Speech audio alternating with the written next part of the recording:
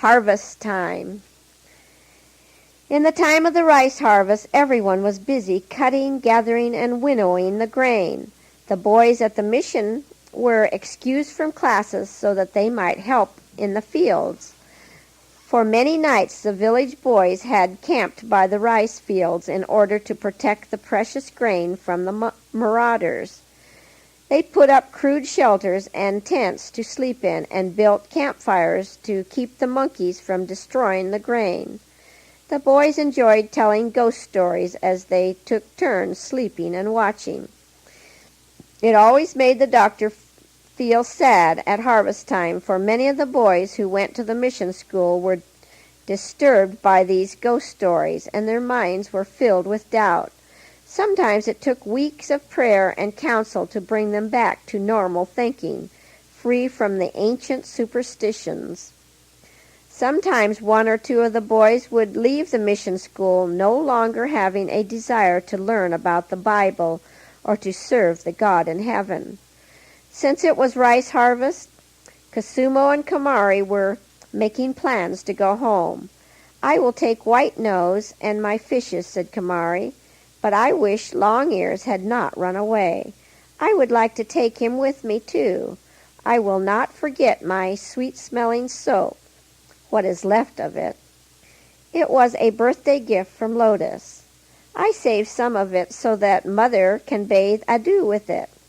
And here is my magic stick and writing pad that the doctor gave me to help me in my work.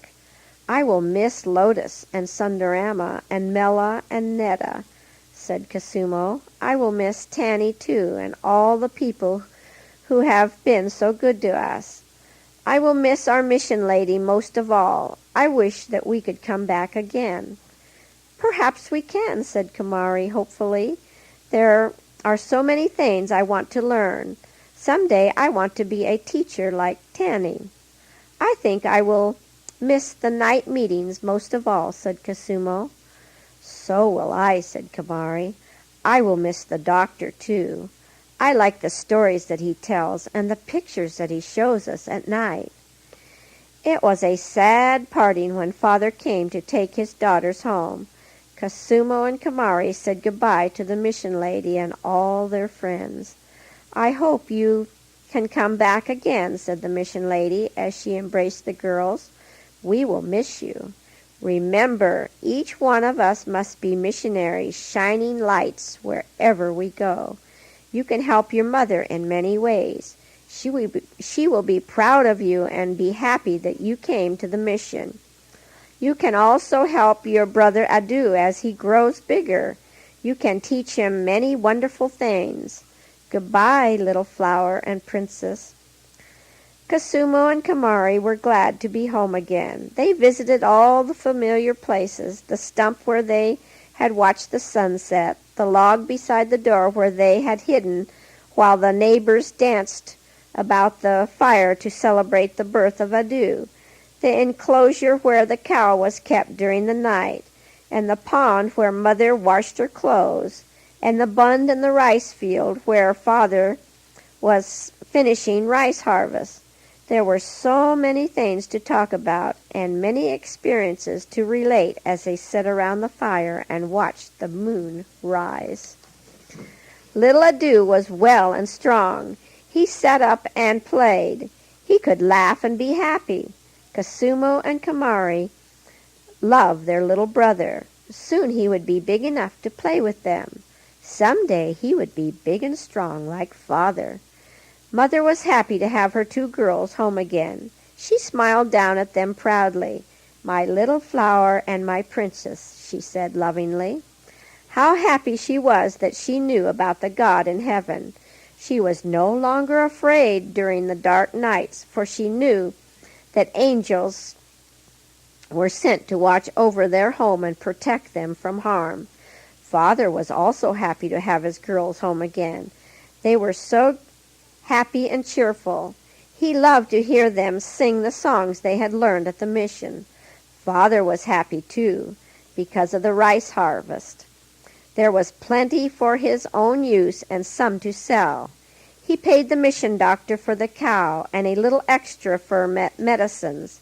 He offered to pay for the girls at school, but the kind doctor said, "Our bargain did not include any school fees. We will call it all paid." "But," said Father, "I want them to go to school again. This time I will pay. I have money now, for the God in heaven gave me a good harvest. I will sell milk now, and I won't put any water in it." "I am glad," said the doctor. "We will be happy to have the girls come back to school again. Whenever you are ready to bring them, they will be welcome." Father said, "I will bring them back in 2 weeks." "That will be fine." Kasumo and Kamari spent many happy days at the mission school. They learned many lessons and formed lasting friendships. Kasumo and her 2 friends, Lotus and Sundarama, decided to become nurses and follow the good work of Mela and Netta. Kamari wanted to be a teacher like Tanny, and because they were both worthy professions, the kind lady did all she could to encourage them. The years have passed and the girls are young ladies now. If you and I should visit the mission today, we would see many changes. The monkeys still chatter in the tall trees. The snakes crawl over the lawn and hide in the bushes. Wild animals roam the jungle beyond the clearing. But within the limits of the mission compound are several new buildings. There is a new wing on the girls' dormitory. We see many new faces peering at us from open doorways.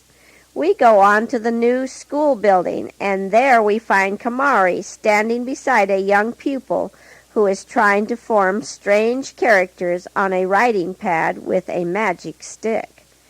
"Thank you, Kamari, for showing me how to write. You are a good teacher." "You are doing well," Kamari says encouragingly. Perhaps her smile helped the child even more than her words did. We visit the hospital, where the doctor is still in charge with his faithful companion and native workers. There are Tim and Orlo ready to help, and now Onette and Adu are helpers too. Adu has grown big and strong like his father. We go on down the hall to the new hospital wing, where we find nurses going here and there among the many beds.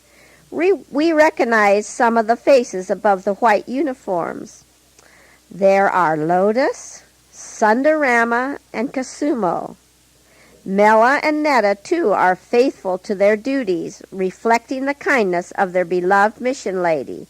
When the Lord of Harvest comes to gather his sheaves, I am sure there will be many who have been won to the kingdom by the influence of Kasumo and Kamari, the little flower, and the princess.